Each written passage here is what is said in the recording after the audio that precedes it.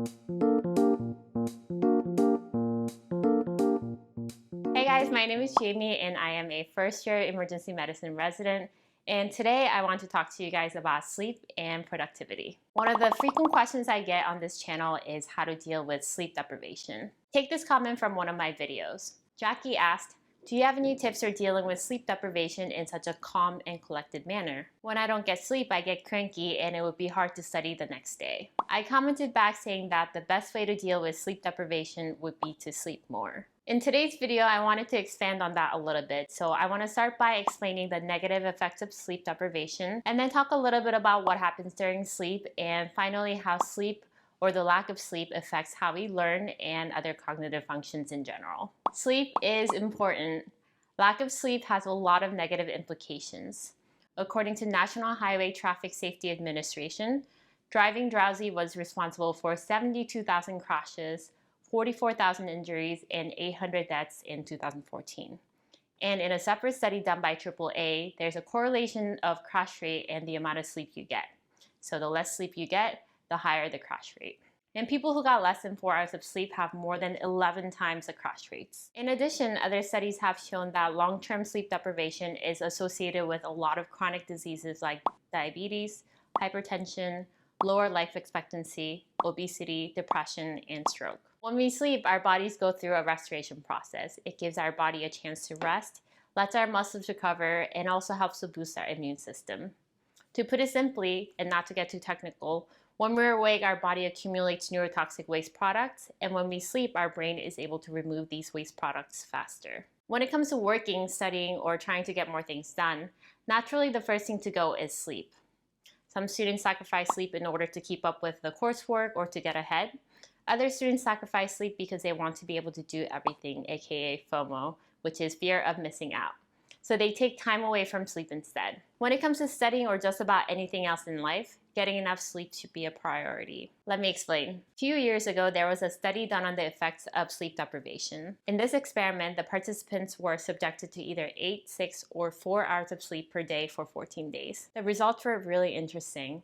People who slept for 6 hours or less had significant decrease in cognitive functions.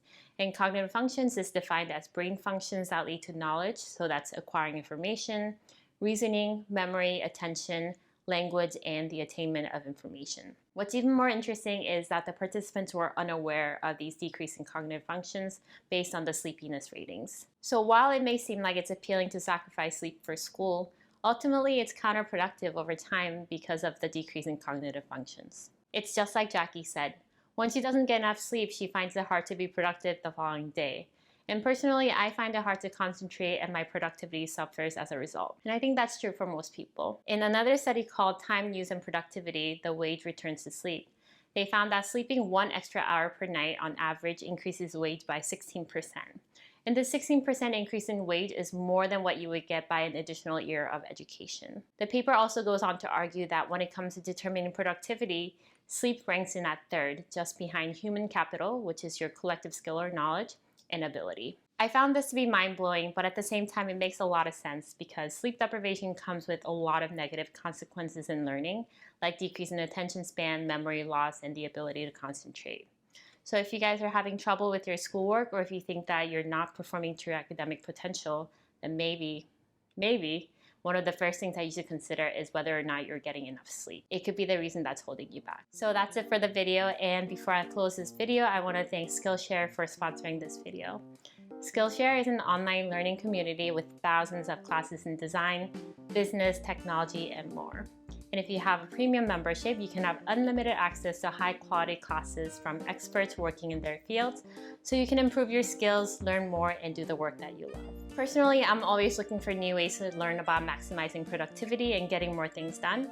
So I love going to their productivity section of Skillshare classes and listening to new ideas and discovering new ways to better manage my time. This week, something that caught my eyes are these 2 videos from Michael and Brian.